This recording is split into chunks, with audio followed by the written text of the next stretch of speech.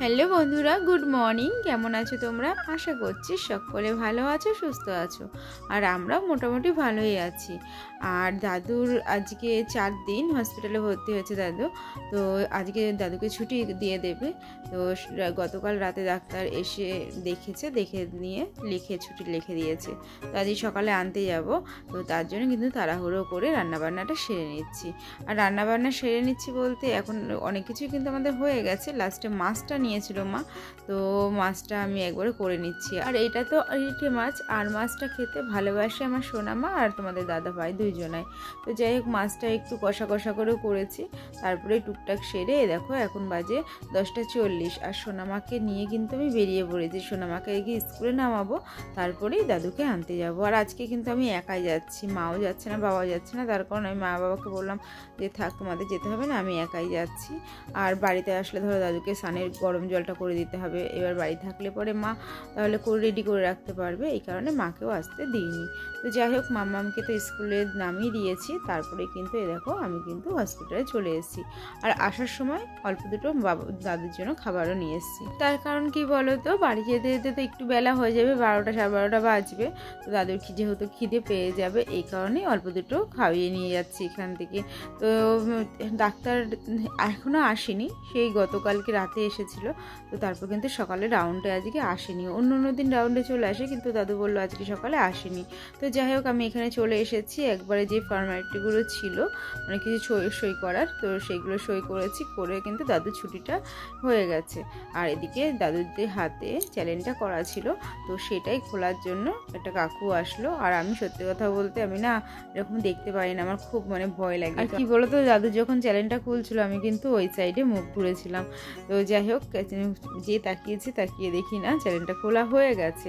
তো তারপরে দাদুকে এখানটা একটু ধরে রাখতে বলেছিল 5 মিনিট মতো। তার কারণ এই যে 4টে দিন ধরে একভাবে ওখানটায় সুইটা ফোটানো ছিল, যদি ছেড়ে দিত না হট গল গল করে রক্ত বেরিয়ে যেত। এই কারণে দাদুকে একটু ধরে বসিয়ে রাখা হয়েছিল।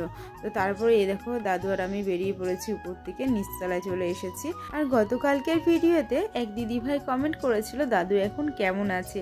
দিদিভাই, দাদু এখন একটু সুস্থ আছে, আগের থেকে অনেকটাই সুস্থ আছে।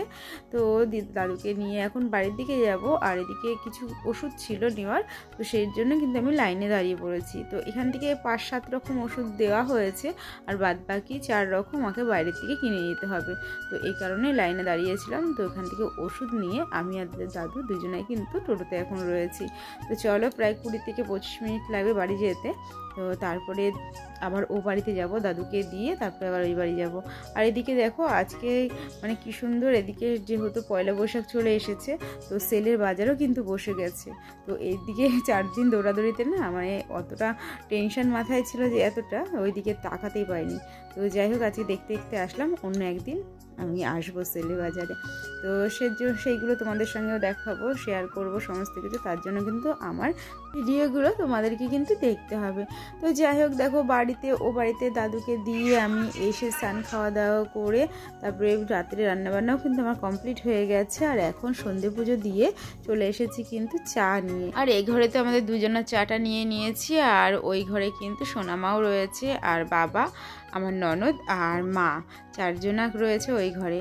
তো সোনা মা তো চা কিছু খেলো না চাটা, তো 2-4টে নিমকি ওকে দিয়ে এসেছি। আর ওইদিকে 3 জনাকেই কিন্তু চা নিমকি দিয়ে এসেছি। আর এইদিকে তোমাদের দাদা ভাই আমি নিমকি দিয়ে চা খেতে কিন্তু খুব ভালো লাগে। জানি না তোমরা খেয়েছো কেনা, আর যদি না খেয়ে থাকো প্লিজ একবার ট্রাই করো, দারুণ লাগে চা নিমকি। অসাধারণ একটা খাবার। তো যে আমি ঘরে যখনই মা আমাকে নিমকি দিয়ে যায়, ঘরে যখন নিমকি থাকে আমি কিন্তু চা খাবই। এমনি সময় আমি চা না খেলেও সেই সময় কিন্তু আমি চা খাই। তো যাই হোক, তোমাদের দাদাবার সঙ্গে গল্প করছি আর চা খাচ্ছি। আর মামামকে কিন্তু পড়াতে বসিনি এখনও পর্যন্ত। তো চাটা খেয়ে নিই, তারপরে পড়াতে বসবো। আর তোমাদেরকে তো বললাম রাতের রান্নাবান্না সমস্ত কিছুই কমপ্লিট হয়ে গেছে। তো চাটা খেয়ে তারপরে সোনামাকে নিয়ে একটু পড়াবো।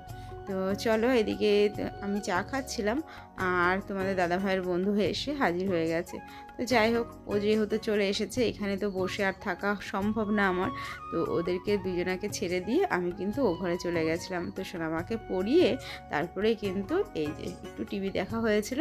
তারপরে বাবু যেহেতু বাজার থেকে চলে এসেছিলো, এর জন্য সবাইকে খেতে দিয়ে দিলাম। আর এখানটা এখন 3 জনেই খাচ্ছি। আর আমাদের এটা রেগুলার রুটিন, মানে বাবু, সোনামা আর মা 3 জন আগে খেয়ে নেয়, পর লাস্টে তোমাদের দাদাভাই আর আমি দুজনে মিলে রাত্রিবেলা অনেক রাতেই খাওয়া হয় আমাদের, প্রায় 11:30 পৌনে 12টা।